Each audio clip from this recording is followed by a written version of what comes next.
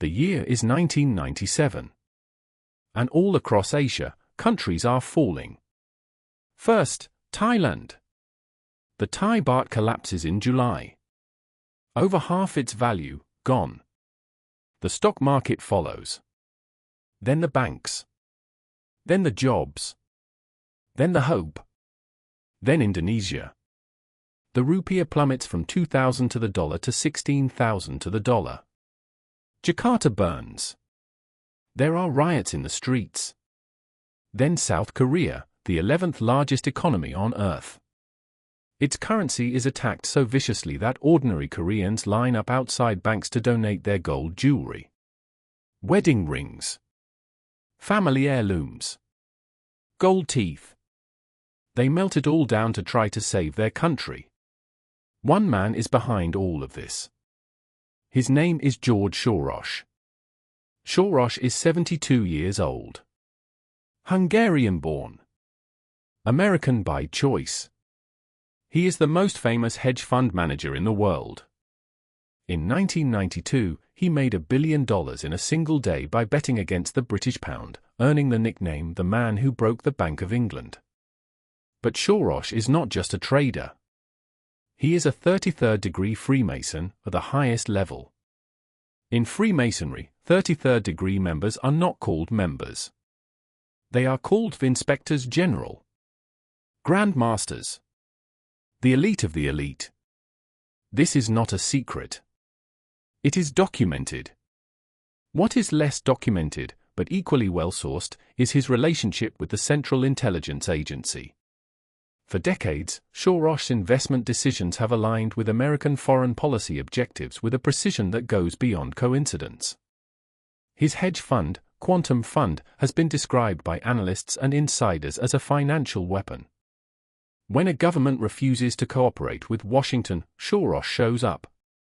When a country needs to be destabilized, the money flows.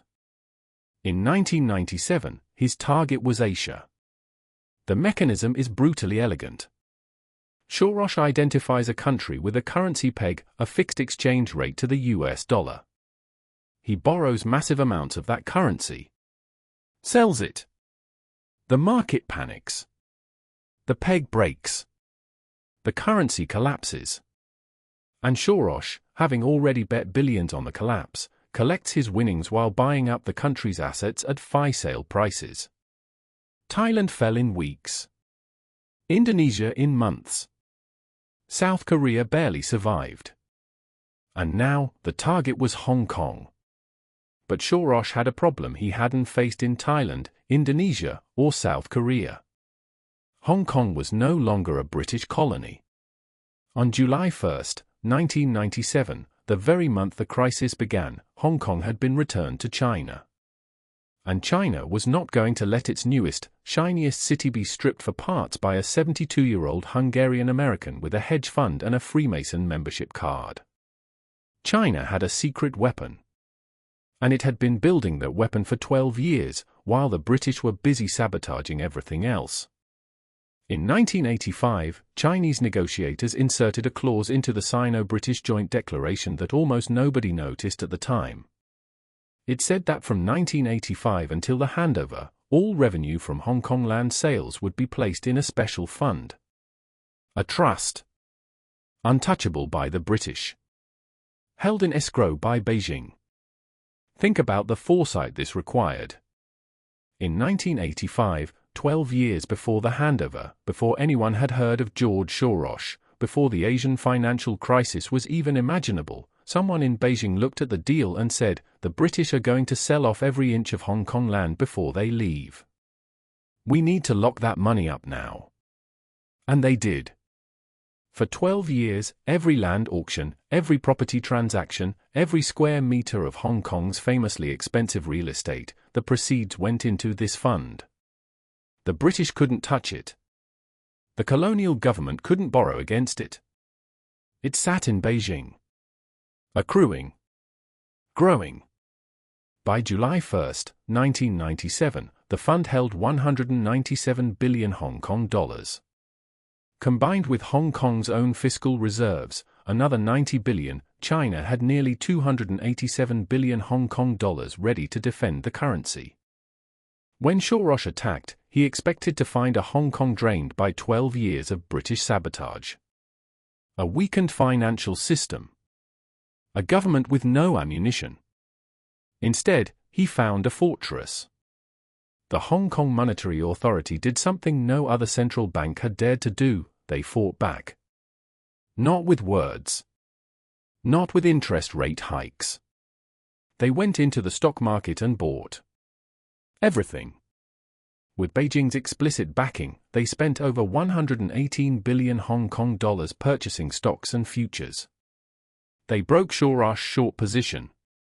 They made the bet so expensive that he had to walk away. Hong Kong survived.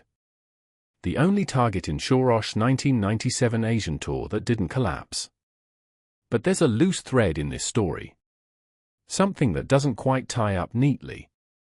During the crisis, when 99% of Hong Kong's business elite were losing fortunes, one man behaved very differently. He cashed out before the crash. Sold assets at their peak. Then, when the panic was at its worst, he bought back in ports, infrastructure, prime real estate, at prices that can only be described as theft. His name is Ka-shing. If you're not from Asia, you may not know this name. Let me explain who he is. Ka-shing was born in 1928 in Chaozhou, a poor coastal town in southern China. His father died when he was 15. He dropped out of school. Worked in a plastics factory. By 30, he owned the factory. By 50, he was one of the richest men in Asia. By 70, he controlled an empire that included Hutchison Whampoa, a conglomerate with interests in ports, retail, energy, infrastructure, and telecommunications across 50 countries. Forbes estimated his net worth at over $35 billion, which almost certainly undercounted it. In Hong Kong, they call him Superman. Because he always wins. And in 1997, while everyone else was losing, Superman won again. He had cashed out before the crash and bought back at the bottom, acquiring port assets and infrastructure at discounts that would make a vulture fund blush. Years later, a journalist asked him how he did it. How he always seemed to know when to sell and when to buy. Ka-shing smiled and said something he probably shouldn't have said out loud. Business is not about who is smarter. Business is about intelligence. Not intelligence as in being smart. Intelligence as in information. Intelligence as in knowing things before other people know them. So the question becomes, who gives you intelligence? You don't get that kind of information from reading the Wall Street Journal. You don't get it from Bloomberg terminals. You get it from people. From networks. From rooms most people will never enter. And if you're in those rooms, you don't get that intelligence for free. You do things in return. You facilitate. You open doors. You move money. You hold assets that aren't really yours. You become, whether you admit it or not, an agent. This is the part of the story where I'm supposed to tell you a clean conclusion. Hong Kong was saved. The villains were defeated. Justice prevailed. But that's not what happened. Soros lost the battle for Hong Kong. But his network, the 5,000 funds, the Freemason connections, the intelligence pipelines, the local partners, none of that disappeared. It adapted. It waited. And 25 years later, a different kind of storm hit Hong Kong. Not a financial one this time. A political one. And by then, Ka-shing had already sold most of his Hong Kong assets and moved his empire to Britain. Draw your own conclusions. I'm the Penguin Files. Some questions were never meant to be answered. We're asking them anyway.